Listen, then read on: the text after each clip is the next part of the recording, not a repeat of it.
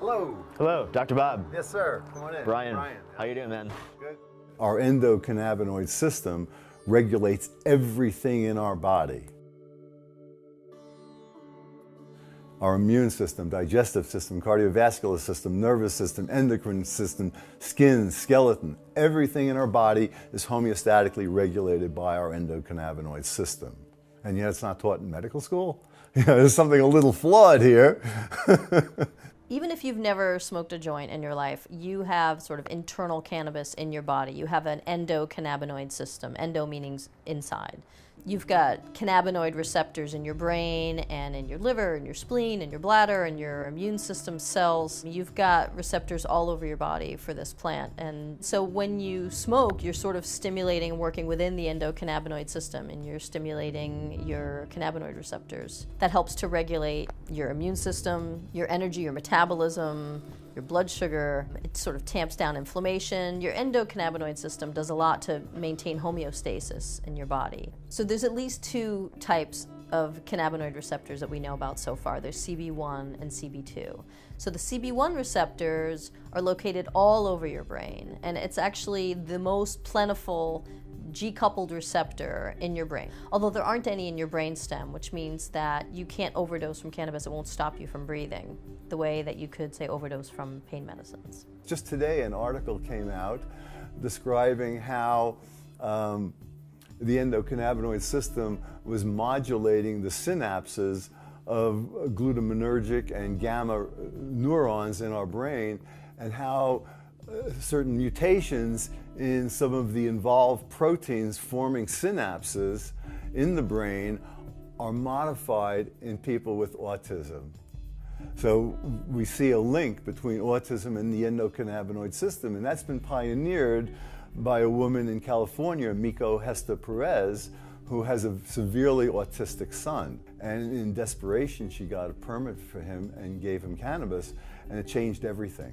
So today, after she's been doing this for a few years, we now have a scientific validation. When people ask me, like, so what's the most important thing you learned? By far, the most important thing I learned was that THC and CBD can kill cancer cells, that they can kill cancer cells while leaving healthy cells intact. They trigger a programmed cell death, which is called apoptosis. And not only do they trigger apoptosis, but they prevent the cancer cells from being invasive, from metastasizing.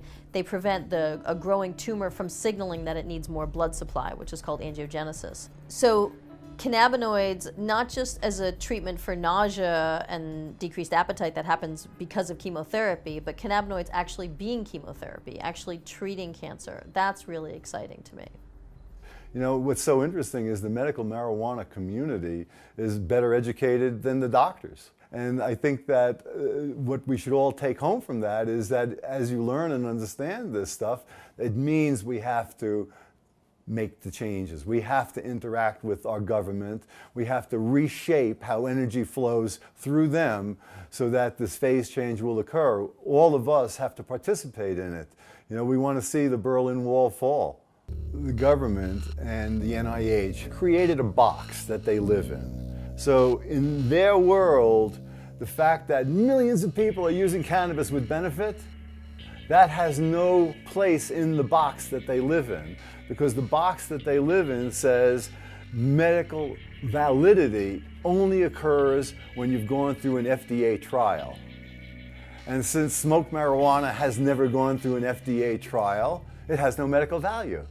And this is fostered by the DEA, the pharmaceutical companies, the legislators, the whole collection of people that live inside that box that has created their own language, their own words. They use our tax money to support their insanity. And now we're finally paring it open, that by, hey, in there, listen to me.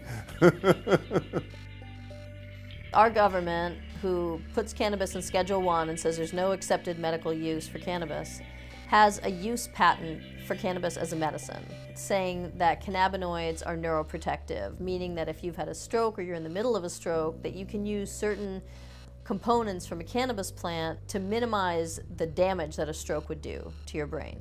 It certainly seems that Our technological advances, our scientific understanding always outpaces our policy making. It's falling everywhere because younger people who've used cannabis, who knows the absolute insanity of the nonsense that's been peddled for the past 70 years, that it's time for this change. And it's driven now also by people my age who realize that, hey, I don't want to be on narcotics and I don't want to be on this, that, or the other thing with, you know, the mile-long list of side effects, when I can take this natural plant inexpensively, and for those who want to grow it at home. We should have that right. How can the government tell us we can't grow a plant? I mean, how ludicrous is that in the land of the free? Free for who?